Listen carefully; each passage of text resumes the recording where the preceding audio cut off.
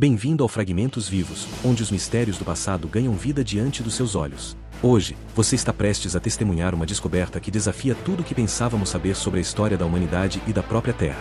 Uma revelação enterrada sob camadas milenares de gelo, poeira e esquecimento, esperando pacientemente para reescrever os livros de história. Se você é apaixonado por enigmas ancestrais, lendas perdidas e verdades que a ciência ainda tenta compreender, inscreva-se no canal e ative o sininho. Porque o que você está prestes a descobrir pode mudar para sempre sua visão sobre quem realmente somos e de onde viemos. Em março de 2024, uma expedição científica internacional partiu para uma das regiões mais inóspitas e inexploradas do planeta, as Montanhas de Vinson, na Antártida. O objetivo oficial era estudar núcleos de gelo para compreender mudanças climáticas ancestrais, mas o que a equipe liderada pela doutora Helena Volko não sabia é que estava prestes a tropeçar em algo muito além da ciência convencional. Equipados com tecnologia de ponta e preparados para temperaturas que chegavam a menos 60 graus Celsius, os 23 cientistas de 7 países diferentes não imaginavam que suas vidas seriam transformadas nas próximas semanas. A doutora Volko, glaciologista russa de renome internacional, havia dedicado 20 anos de sua vida ao estudo das camadas congeladas da Terra. Ela sabia ler o gelo como poucos conseguiam, interpretando cada bolha de ar aprisionada, cada sedimento microscópico como páginas de um livro escrito pela própria natureza. Mas naquela manhã de céu cristalino, quando seus instrumentos de radar penetrante começaram a captar anomalias a 3.200 metros de profundidade, algo em seu instinto científico foi despertado. Os padrões nas telas não faziam sentido segundo nenhum modelo geológico conhecido. O que os sensores indicavam parecia impossível, uma estrutura geométrica regular, claramente não natural, preservada sob milhões de toneladas de gelo ancestral. As leituras sugeriam que aquela formação tinha sido criada há pelo menos 12.000 anos, possivelmente muito mais. Helena sentiu seu coração acelerar enquanto verificava e reverificava os dados. Se aquilo fosse real, se não fosse um erro de equipamento ou uma formação geológica bizarra, então a humanidade estava prestes a encarar uma verdade perturbadora. Não éramos os primeiros a construir civilizações complexas neste planeta. A decisão de iniciar uma perfuração direta foi controversa. 3 membros da equipe argumentaram que deveriam reportar a descoberta às autoridades científicas internacionais antes de prosseguir, mas Helena sabia que a burocracia poderia atrasar a investigação por anos. Além disso, a janela climática favorável duraria apenas 6 semanas antes que o inverno antártico tornasse qualquer operação impossível. Com o apoio da maioria da equipe, eles começaram a perfurar. O ruído ensurdecedor das brocas perfurando o gelo ecoava pelas montanhas desertas como um grito primordial despertando algo que deveria permanecer adormecido. Levou 17 dias de perfuração contínua em turnos de 6 horas. A cada metro que a broca descia, as leituras se tornavam mais intrigantes e perturbadoras. Além da estrutura principal, os sensores começaram a detectar outros objetos metálicos distribuídos pela área circundante, como se fosse um complexo inteiro enterrado sob o gelo. No 17º dia, quando a broca finalmente penetrou a camada final e entrou em uma câmara vazia, um suspiro coletivo percorreu toda a equipe. O geofísico brasileiro, Dr. Marcos Tavares, foi o primeiro a verbalizar o que todos pensavam: meu Deus, é uma cidade. A preparação para a primeira descida levou 3 dias. Construíram um elevador improvisado usando cabos de aço e uma gaiola metálica reforçada que seria baixada através do poço de perfuração. Helena insistiu em fazer parte da primeira equipe a descer, junto com Marcos, a arqueóloga britânica doutora Sarah Shane e o engenheiro norueguês Ole Christiansen. Enquanto a gaiola descia lentamente pelos 3.200 metros de gelo, iluminada apenas por potentes lanternas LED, o silêncio entre os 4 era absoluto. Cada um processava internamente a magnitude do que estavam prestes a testemunhar. Quando a gaiola finalmente tocou o solo rochoso da caverna, um frio diferente, não o frio do gelo, mas algo mais profundo e ancestral, envolveu a equipe. As lanternas revelaram o que parecia ser uma vasta câmara natural, mas ao direcionar os feixes de luz para frente, o impossível se materializou diante de seus olhos. Estruturas, paredes, corredores, tudo esculpido em uma pedra negra desconhecida que absorvia a luz de forma perturbadora. Não eram ruínas como as que conhecemos da Grécia ou Roma, havia algo fundamentalmente alienígeno na geometria, nos ângulos que pareciam desafiar a percepção humana. Sarah Shane, especializada em civilizações antigas, aproximou-se tremendo de uma das paredes. Sua mão enluvada tocou a superfície da pedra negra e ela quase gritou. A pedra estava morna. Não quente, mas definitivamente mais quente que deveria estar a 3.200 metros sob o gelo antártico. Isso é impossível, ela murmurou, sua voz ecoando estranhamente pela caverna. Esta temperatura violaria todas as leis da termodinâmica que conhecemos. Mas o que realmente a deixou sem palavras foram os símbolos. Gravados na pedra negra, complexos e intrincados, havia uma linguagem completamente desconhecida. Marcos começou a fotografar obsessivamente cada centímetro das paredes, seu treinamento científico lutando contra um medo primordial que crescia em seu peito. Os símbolos não se pareciam com nenhuma escrita conhecida, nem cuneiforme, nem hieróglifos, nem qualquer alfabeto humano. Eram mais complexos, tridimensionais de certa forma, como se cada símbolo contivesse camadas de significado que mudavam dependendo do ângulo de observação. E então ele notou algo que fez seu sangue gelar. Os símbolos pareciam pulsar sutilmente, como se ainda estivessem vivos.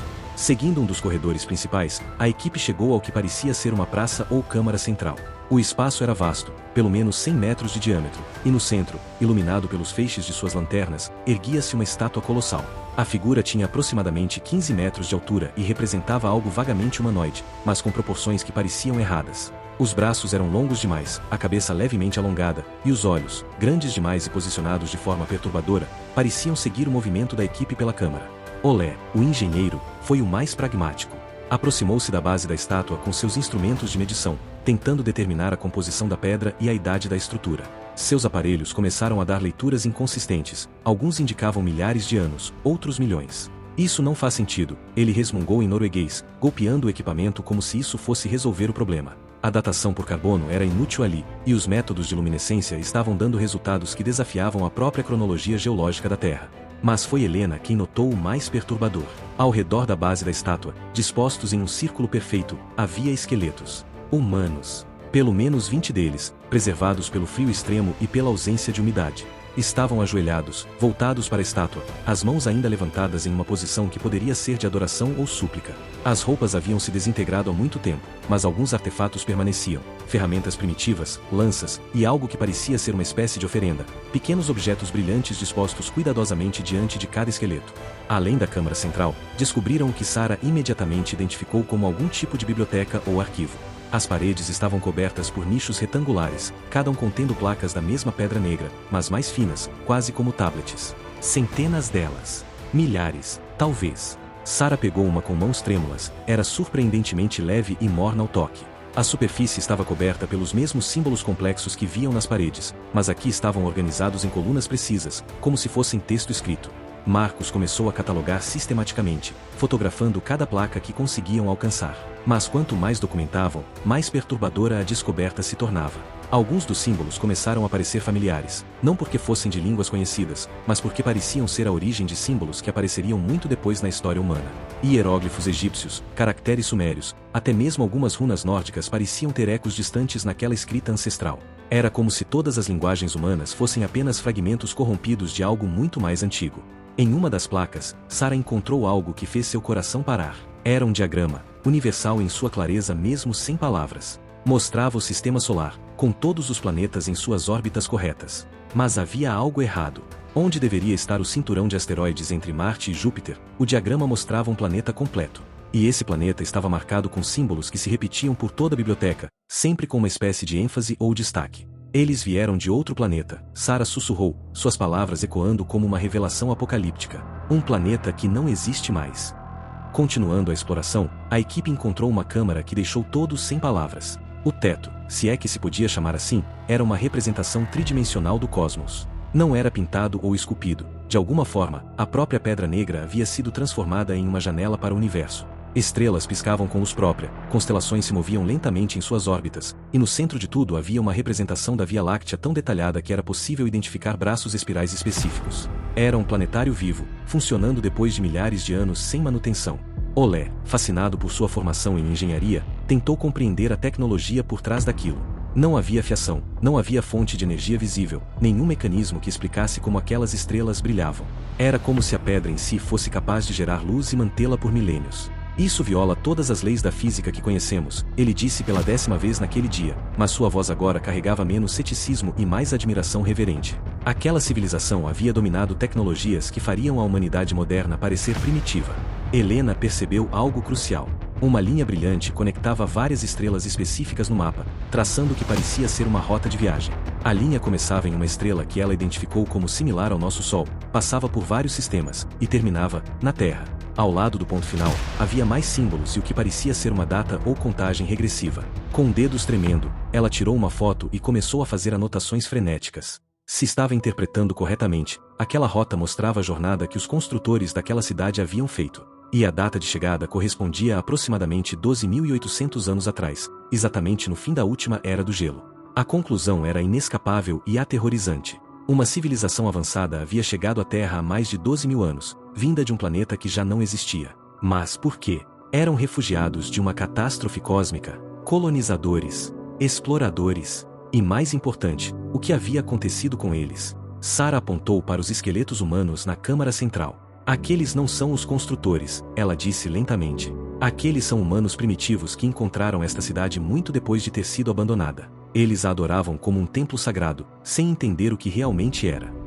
Marcos encontrou algo que ajudava a responder algumas perguntas, mas levantava dúzias de outras. Em uma câmara lateral, havia o que só podia ser descrito como laboratórios. Equipamentos de função desconhecida estavam preservados em um estado impossível, alguns ainda parecendo funcionais. Mas o mais perturbador eram os tanques, cilindros transparentes contendo algo que parecia ser material orgânico preservado. E dentro de um deles, perfeitamente conservado, havia o corpo do que poderia ser um dos construtores originais. A criatura, porque não havia outra palavra para descrevê-la, era vagamente humanoide, mas as diferenças eram profundas e perturbadoras. A altura de aproximadamente 2,5 metros, membros desproporcionalmente longos, crânio alongado com características faciais que sugeriam uma evolução completamente diferente da humana. Mas os olhos, mesmo fechados e preservados há milênios, carregavam algo reconhecível.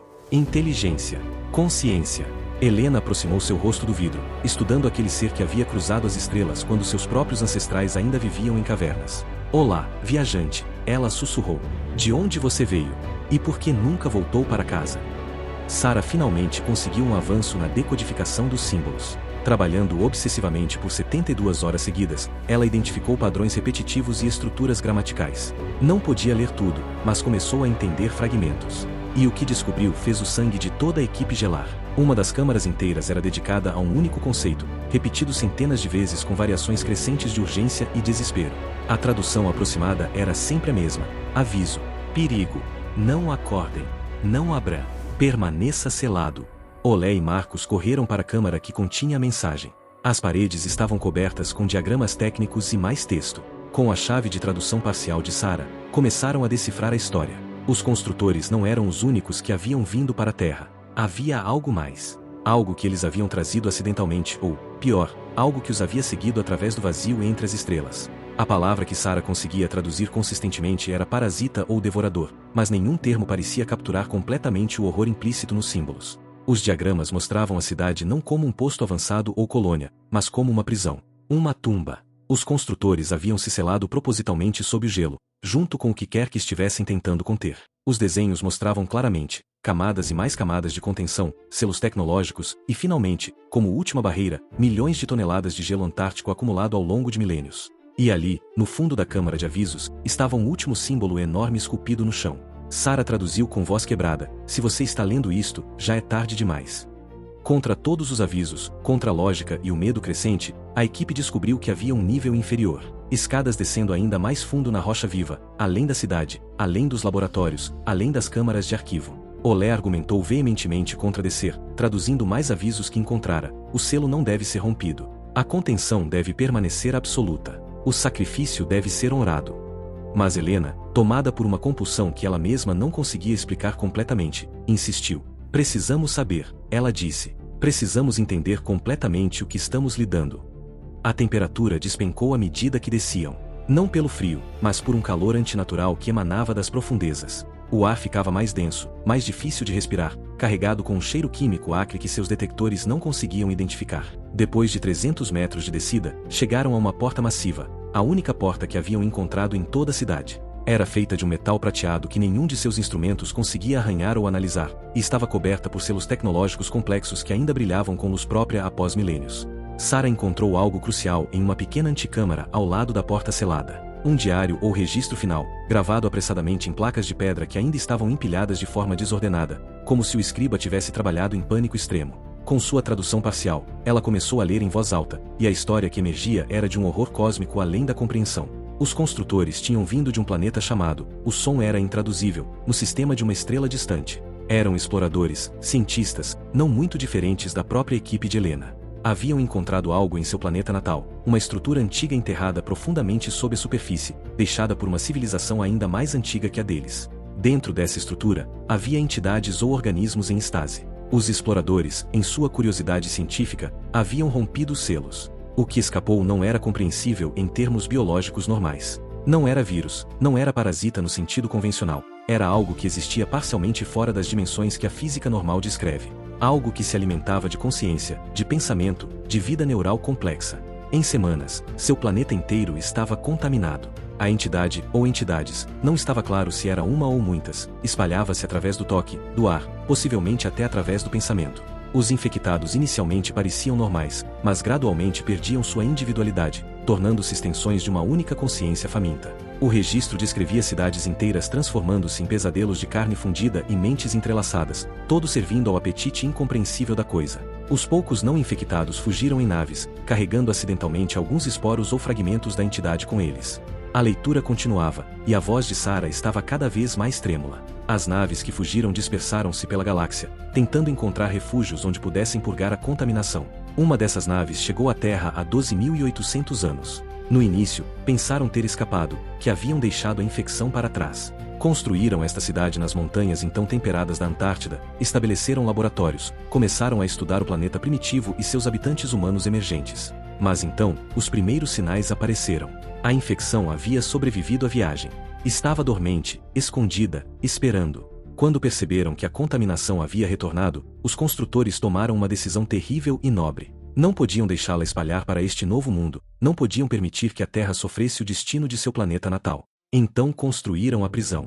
Aprofundaram suas estruturas, criaram camada após camada de contenção tecnológica. Os primeiros infectados foram selados na câmara mais profunda. Mas a contenção tecnológica sozinha não seria suficiente. A entidade era adaptável, inteligente, poderia eventualmente romper qualquer barreira criada por mãos conscientes. Então vieram as mudanças climáticas. Naturalmente ou induzidas, o registro não estava claro. A Terra entrou em uma era glacial severa. Os construtores viram sua oportunidade final. Manipularam sistemas climáticos locais, aceleraram a glaciação sobre a Antártida. E então, em um ato de sacrifício supremo, os não infectados restantes entraram voluntariamente na cidade, selando-se dentro com seus companheiros contaminados. Permitiram que milhões de toneladas de gelo os cobrissem, criando um selo natural que nenhuma tecnologia poderia romper. Seu último registro terminava com uma mensagem simples e devastadora: nosso sacrifício protegerá este mundo. Que nunca seja desfeito. O silêncio que seguiu a leitura de Sarah foi absoluto. A verdade pesava sobre a equipe como o próprio gelo acima deles. Helena foi a primeira a verbalizar o horror que todos sentiam. Nós perfuramos através do selo. Nós rompemos a contenção. Após 12.000 anos de sacrifício, nós... Sua voz falhou. Marcos completou o pensamento que nenhum deles queria admitir. Nós possivelmente libertamos exatamente o que eles morreram para manter preso. Olé correu de volta para a porta selada com seus instrumentos. Os níveis de radiação haviam aumentado desde que chegaram. Não dramaticamente, mas consistentemente, como se algo do outro lado estivesse acordando, respondendo à presença deles. Pior ainda, seus detectores térmicos mostravam mudanças de temperatura atrás da porta, padrões que sugeriam movimento, atividade. Precisamos sair. Agora, ele disse, sua voz firme mas carregada de medo mal contido. E precisamos reselar tudo que abrimos. Mas quando tentaram retornar pelo caminho que vieram, descobriram algo aterrorizante. As escadas pelas quais haviam descido estavam diferentes. Os símbolos nas paredes haviam mudado, não fisicamente, mas na percepção deles. Pareciam mover-se, reorganizar-se, como se estivessem vivos. Sarah, especializada em linguística, notou primeiro, não são mais avisos. São instruções. Como se algo estivesse tentando se comunicar conosco, ou através de nós. Marco sentiu um frio percorrer sua espinha que nada tinha a ver com a temperatura ambiente. Verificou sua câmera. As últimas fotos que havia tirado mostravam símbolos que ele não se lembrava de fotografar. A ascensão foi um pesadelo. Cada membro da equipe começou a experimentar sintomas perturbadores. Helena sentia pensamentos que não eram seus, fragmentos de memórias de lugares que nunca havia estado. Marcos ouvia sussurros em uma língua que não conhecia, mas que de alguma forma entendia parcialmente. Sarah via sombras nos cantos dos olhos que desapareciam quando olhava diretamente. Olé, o mais pragmático do grupo, foi quem verbalizou o medo crescente. Estamos contaminados. Todos nós. Tocamos as paredes, respiramos o ar. Não sabemos há quanto tempo a exposição nos afeta. Quando finalmente alcançaram a gaiola de elevador que os traria de volta à superfície, encontraram a equipe de apoio em estado de pânico controlado. As comunicações por rádio haviam ficado estranhas, preenchidas com estática e ocasionalmente vozes que não deveriam estar lá. Um dos técnicos de superfície, Anderson, havia descido para verificar o equipamento e retornado, mudado. Falava normalmente, agia normalmente, mas havia algo nos seus olhos, uma profundidade, uma consciência antiga que não deveria estar lá. Bem-vindos de volta, ele disse, sorrindo. Encontraram algo interessante lá embaixo? Helena tomou a decisão mais difícil de sua vida. Ordenou que a equipe de superfície selasse o poço de perfuração imediatamente. Mas vocês ainda estão lá embaixo, protestou um dos técnicos por rádio. Exatamente, Helena respondeu, sua voz firme apesar das lágrimas. Estamos potencialmente contaminados. Não podemos arriscar levar isso para o mundo exterior. Selar com concreto e explodir as câmaras superiores. Enterrar tudo novamente. Olé, Marcos e Sara olharam, compreensão e aceitação gradualmente substituindo o pânico em seus rostos. Eles haviam lido os registros. Sabiam o que era necessário. Mas Marcos teve uma ideia final. Temos talvez 2 horas antes do selo estar completo. Podemos documentar tudo. Gravar mensagens de vídeo, compilar todos os dados, transmitir para os servidores da expedição. Ele olhou para os outros com determinação. Nossa vida acabou, mas podemos deixar um aviso, evidências, tudo o que aprendemos. Para que a humanidade saiba o que está enterrado aqui. Para que nunca cometa o nosso erro novamente. Sara concordou imediatamente, já ligando seu equipamento de gravação. E mais, precisamos ir de volta. Para a porta selada. Precisamos reforçá-la se pudermos. A descida final foi surreal. Agora sabendo o que enfrentavam, cada passo era deliberado, pesado de significado. Eles carregavam explosivos que Olé havia improvisado, não suficientes para destruir a câmara profunda, mas talvez suficientes para colapsar as passagens, adicionar mais barreiras físicas à contenção. Sara gravava continuamente, narrando cada descoberta, cada símbolo, criando um registro completo para a humanidade que eles não viriam novamente. Sua voz estava surpreendentemente calma, quase serena. Se alguém está assistindo a isto no futuro, saiba que fizemos esta escolha voluntariamente, seguindo o exemplo daqueles que vieram antes de nós.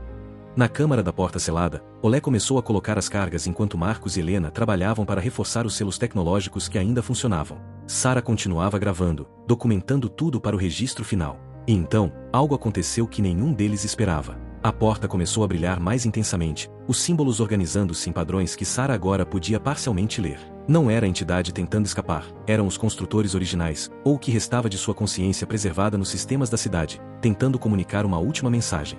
As explosões foram cuidadosamente cronometradas. Olé configurou detonadores em cascata que colapsariam os túneis em sequência, começando do mais profundo e subindo. Daria à equipe de superfície tempo para completar o selo de concreto antes que tudo viesse abaixo. Nos seus minutos finais, os 4 cientistas sentaram-se na câmara central, diante da estátua colossal que agora entendiam ser um memorial, não um ídolo. Helena quebrou o silêncio. Encontramos evidências de vida extraterrestre, civilização avançada e uma ameaça existencial à Terra. Em um único dia, respondemos às maiores questões da humanidade. Marcos riu amargamente. E ninguém nunca saberá. Mas saberão, Sara disse suavemente, apontando para suas câmeras ainda gravando, transmitindo. Os dados estão sendo enviados. Nossa mensagem chegará. E talvez, em centenas ou milhares de anos, quando a humanidade estiver pronta, quando tivermos a tecnologia e sabedoria para lidar apropriadamente com o que está aqui, eles voltarão. Não como nós, exploradores curiosos cometendo erros, mas preparados, respeitosos do sacrifício que foi feito. Ela pausou, olhando para a câmera uma última vez. Até lá, que este lugar permaneça selado. Que o gelo o guarde. Que a terra esteja segura. As detonações começaram como um trovão distante, crescendo em intensidade. A equipe permaneceu calma, segurando as mãos uns dos outros enquanto a montanha rugia ao seu redor. Na superfície, a equipe de apoio assistiu através de lágrimas enquanto o poço de perfuração era preenchido e selado. Os últimos dados foram recebidos. O último vídeo foi salvo. E então, silêncio. O gelo da Antártida voltou a guardar seus segredos, protegido agora não por ignorância, mas por conhecimento. 4 nomes foram adicionados à longa lista de exploradores que deram suas vidas pela humanidade: Doutora Helena Volko, Dr. Marcos Tavares, Doutora Sara Shen e Olé Christiansen. Heróis que o mundo nunca conheceria completamente, guardando um segredo que poderia salvar a humanidade ou destruí-la, caso fosse revelado prematuramente. 3 anos depois, em um bunker militar classificado, analistas estudam os dados transmitidos da expedição Volko. Nas telas, símbolos alienígenas brilham. Um general pergunta: então isso é real? Tudo isso realmente aconteceu? A cientista-chefe, Dr. Yuki Tanaka, responde calmamente: cada palavra, cada imagem. Verificamos tudo. O general hesita. E as recomendações da doutora Volko sobre nunca retornar? Dr. Tanaka olha para a tela mostrando coordenadas da Antártida. 15 nações já solicitaram permissão para novas expedições. O gelo está derretendo. Mudanças climáticas estão expondo a cidade. Em 10 anos, pode estar acessível sem perfuração. Silêncio pesado. Então o sacrifício deles foi em vão? O general pergunta.